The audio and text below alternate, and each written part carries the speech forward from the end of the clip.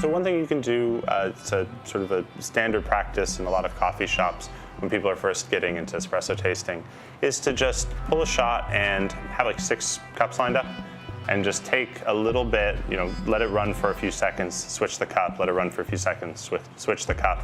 And that way you can taste all the different stages of the extraction. It's an interesting thing to see how all of those different flavors balance out in the final product. Things from the sour to the bitter. And it's interesting to be able to diagnose, especially something like under extraction, where you have this sort of broad, simple sourness and is just caused by not enough water going through or not enough extraction happening.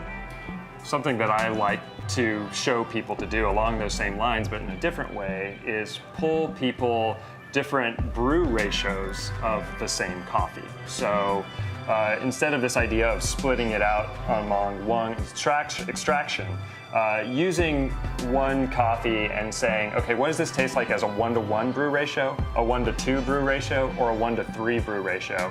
And it's really interesting for people to understand that these are the same coffee pulled in the same amount of time, but they taste dramatically different. Yeah. And it shows them how they are manipulating the flavors in the cup by the decisions they're making with their brew ratio.